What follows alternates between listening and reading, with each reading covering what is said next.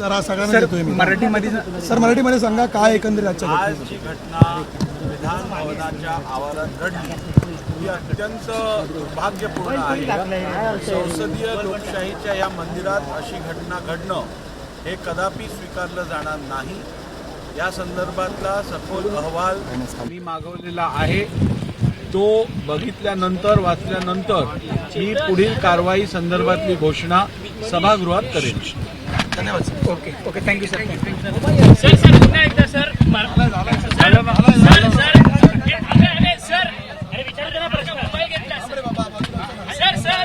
पद्धतीने आज ही सगळी घटना झाली आहे विधिमंडळामध्ये। बोललो सर आज जी घटना झाली आहे त्या संदर्भात तुम्ही काय कारवाईची आदेश विधानसभेचे अध्यक्ष राहुल नार्वेकर यांनी दिलेली आहे।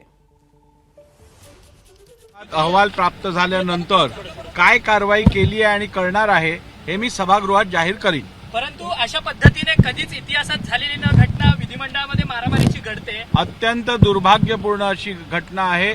संसदीय लोकशाहीच्या या मंदिरात अशी घटना घडणं हे निश्चितपणे पार्लमेंटरी डेमोक्रेसी किंवा लोकशाहीसाठी ही योग्य नाही। ज्या व्यक्तीचा विश्वास लोकशाहीवरती आहे तो कदापि अशा हिंसाचाराचा सपोर्ट करू शकत नाही। परंतु सर ही घटना जी आहे ती अत्यंत निंदनीय जरी असली तरी तुमच्या कार्यकाळात होते, तुम्ही अशा लोकांवरती कडक कारवाई करणार का? अत्यंत कडक कारवाई होणार। परंतु पासेस नसलेले ही लोक आहेत सातत्यानं या सगळ्या विषयासंदर्भात मी अहवाल मागविलेला आहे, तो प्राप्त झाल्यानंतर मी पुढची भूमिका स्पष्ट करेन। परंतु मकोक्याचे आरोपी आतमध्ये येतात आहेत असं देखील जितेंद्र आव्हाडांचं म्हणणं आहे। अहवाल येऊ दे, अहवाल आल्याशिवाय मी या संदर्भात कुठचंही स्टेटमेंट करू इच्छित नाही। परंतु आता ते दोन्ही जे लोक पकडली गेलेली आहेत पोलिसांकडनं त्यांच्यावरती मुख्यतः आज काय कारवाई केली जाणार? त्यांना योग्य ती कारवाई केली जाणार, फौजदारी कारवाई पण केली जाणार आणि